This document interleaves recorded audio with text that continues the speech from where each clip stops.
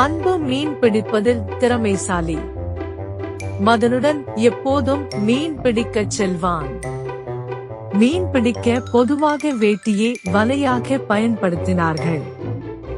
அன்பு வீட்டிலேயே குச்சிகள் மற்றும் முட்கள் மூலம் மீன்பிடி கம்பிகளையும் செய்தான். பின்னர் அவர்கள் மீனை சமமாக பகிர்ந்து கொண்டனர். அன்பு மற்றும் மதன் மீன் பிடிக்கும் போது எப்போதும் கவனமாக இருந்தார்கள். அவர்கள் ஒருபோதும் குளத்திலோ ஆற்றிலோ ஆழமாக சென்றதில்லை. ஒவ்வொரு ஞாயிற்றுக்கிழமையும் மண்புழுவை தேடிச் சென்று எடுத்து வருவார்கள். தூண்டிலில் மண்புழுவை மாட்டி அவர்கள் மீன் பிடிக்கச் செல்வார்கள். ஒரு நாள் காலை வேளையில் மீன் பிடிக்க சென்ற போது அன்பு மகிழ்ச்சியாக இல்லை. ஏனென்றால் அவர்களால் 3 மீன்களை மட்டுமே பிடிக்க முடிந்தது. மீன்கள் சமைக்க மிகவும் சிறியதாக இருந்ததால் அவற்றை வீட்டில் வளர்க்க முடிவு செய்தனர். அன்பு குடுவையில் தண்ணீரை நிரப்பி அதில் 3 மீன்களையும் விட்டான். மீன்கள் வெவ்வேறு திசைகளில் நீந்தின.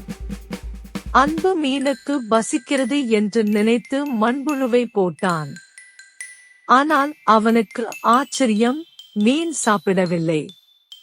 அவன் அவற்றின் பயத்தை உணர முடிந்தது. மறுநாள் காலை படுக்கையில் இருந்து நேராக மீன் ஜாடியை பார்க்க சென்றான்.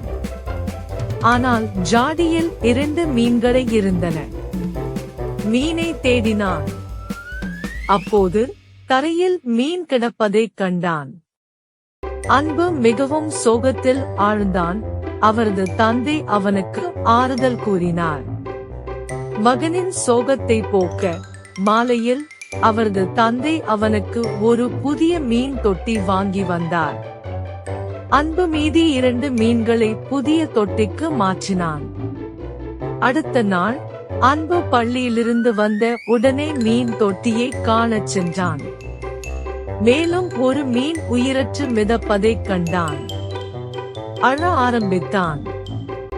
அவனது தந்தை, இந்த மீன்கள் ஆறு மற்றும் ஏரியில் வாழ்கின்றன. இயற்கை சூழல்தான் அவற்றின் வீடு.